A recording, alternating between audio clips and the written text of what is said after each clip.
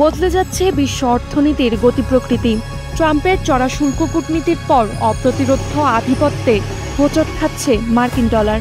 বর্তমানে বৈদেশিক মুদ্রার রিজার্ভে মার্কিন ডলারের অংশীদারিত্ব ৩০ বছরের মধ্যে সর্বনিম্ন পর্যায়ে নেমেছে বলে জানাচ্ছে আন্তর্জাতিক মুদ্রা তহবিল IMF। দ্বিতীয় বিশ্বযুদ্ধের পর থেকেই মার্কিন ডলার বিশ্বব্যাপী অর্থায়ন লেনদেনের প্রধান মাধ্যম হিসেবে ব্যবহার হচ্ছে। এজন্য বিশ্বের বিভিন্ন দেশের কেন্দ্রীয় ব্যাংকগুলো তাদের বৈদেশিক মুদ্রার রিজার্ভ ঝুড়িতে সবচেয়ে বেশি জমা রাখে এই ডলার। তবে ১৯৯৫ সালের পর অন্যান্য মুদ্রার বিপরীতে ডলারের এই হার সর্বনিম্ন হয়ে পড়েছে।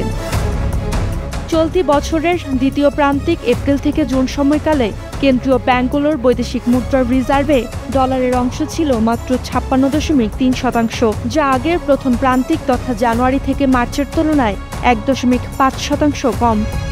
কেন্দ্রীয় ব্যাংক সাধারণত বাজারে ডলার বিক্রি করে মুদ্রার পতন রোধের চেষ্টা করে। এতে রিজার্ভে ডলারের পরিমাণ কমে যায়, ফলে চাহিদা বেড়ে দামও বাড়ে। কিন্তু IMF জানাচ্ছে মুদ্রা বিনিময় হার বাজার ভিত্তিক হওয়ায় ডলারের পতন হচ্ছে। বাংলাদেশও এখন বাজার থেকে ডলার কিনছে। এতে করে অন্য মুদ্রা শক্তিশালী হওয়ায় দিন দিন দুর্বল হচ্ছে অপ্রতিরোধ আধিপত্য বিস্তার করা মার্কিন ডলার।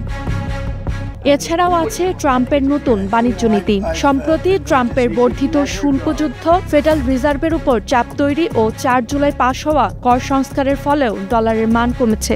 চলতি বছর এখন পর্যন্ত বিশ্বের প্রধান কয়েকটি মুদ্রা যেমন ইউরোর বিপরীতে ৯%, সুইস ফ্রার বিপরীতে ১১% এবং পাউন্ডের বিপরীতে ৬% অবমূল্যায়িত হয়েছে ডলারের মান। চলতি বছরের জুন শেষে বিশ্বব্যাপী বিভিন্ন দেশে বৈদেশিক মুদ্রার রিজার্ভের মোট পরিমাণ দাঁড়িয়েছে ১২.০৩ ট্রিলিয়ন ডলার।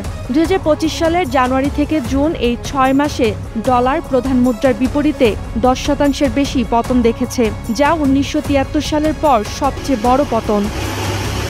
২০২২ সালের পশ্চিমা নিষেধাজ্ঞার পর রাশিয়া ডলার থেকে দূরে সরে গিয়ে তৈরি করেছে নতুন পথ। দেশটি এখন আন্তর্জাতিক অংশীদারদের সঙ্গে নিজস্ব মুদ্রায় বাণিজ্য করছে। এই প্রবণতা ব্রিক্স সদস্য দেশগুলোর মধ্যেও দ্রুত বাড়ছে। ব্রিক্স সদস্যরা পশ্চিমা মুদ্রার উপর নির্ভরশীলতা কমিয়ে বিকল্প অর্থব্যবস্থা গড়ে তুলতে কাজ করছে। Roksana Rimi, star news.